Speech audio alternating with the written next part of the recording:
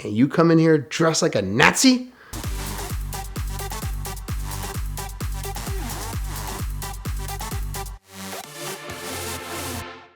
The M5 is on a ship coming back from Africa from the gumball, and it's going to need a lot of help. So I called in a favor from a man, we should call him Vegas Mike. And Vegas Mike said, if you ever need to borrow a car for a rally, just come to Vegas. Call your friend Mike. Go to his house.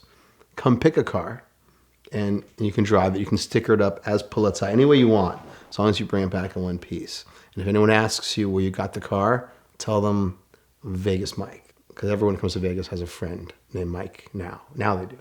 So I went to Vegas, went to his house, went to the garage, and selected the cheapest car in his collection, which was a Rentec CL600, which must have been a $220,000 car. More, I don't know. It had spacers, so the tires would stick out so far that if you hit a bump, that the bodywork would slice into the tire. It was very powerful and unsafe, and I loved it. So I picked up the car, drove it back to LA, and proceeded to sticker the car up.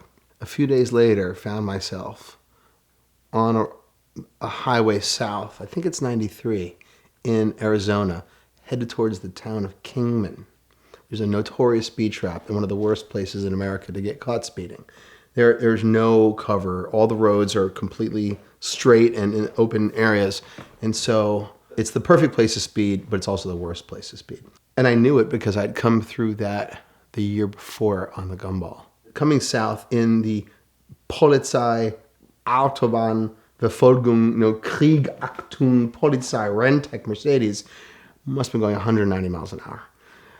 And we're in full uniform, jack boots, black pants, black shirt. We had everything but guns. We're in a formation with an F-50, and somebody had like a BMW track car on slicks. And our radar detector goes off. So I told my co-pilot, Nicholas Frankel, who was a member of the Hungarian Olympic bobsledding team and also very good with languages and the ideal co-driver for a rally back then, because we had to impersonate German police in the event we were caught. And so I said, countdown, the distance to the next exit. He's like, even at 190, we're not going to make it. The cop was between us and the exit. So we chose just to pull over and wait. And so as we were pulling over, we could see the guy sitting in the median. The other two cars kept going, pulled over and waited. And the officer came up to me and hand on this gun, was going to get out of the car. And I got out of the car and he smiled when he saw my full German police uniform and cuffed me and led me back to his cruiser and put me in the back. I was still wearing a radio mic because we had a cameraman in the backseat of the Polizei Rentec. And so my entire conversation with the officer was captured. And the conversation went something like this. And it's like,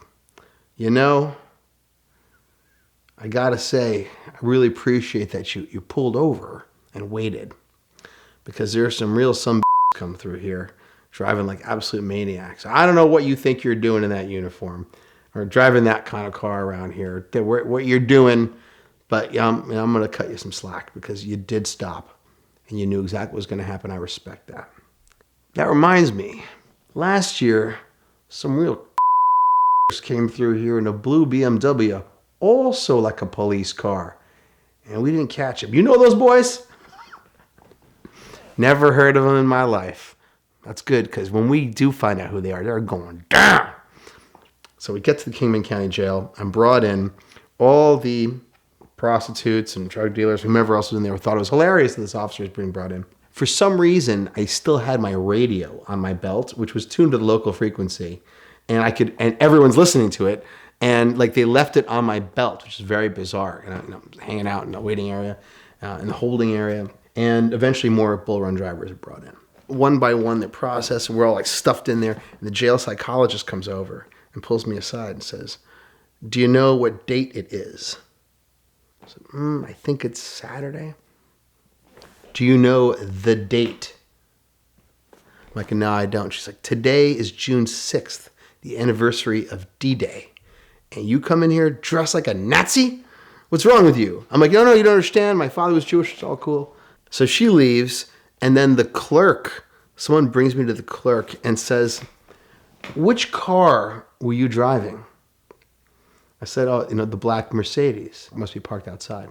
Well, it says here you were doing 158 in a 55. But that's obviously impossible in that car. I said, you're right. It is impossible. That is just a two-door coupe. It's just a Mercedes. You can never do that. Their speed limit is 155 anyway. Clearly, there's been a mistake. Is it true that Johnny Knoxville is on this rally with you? Yes, it's true.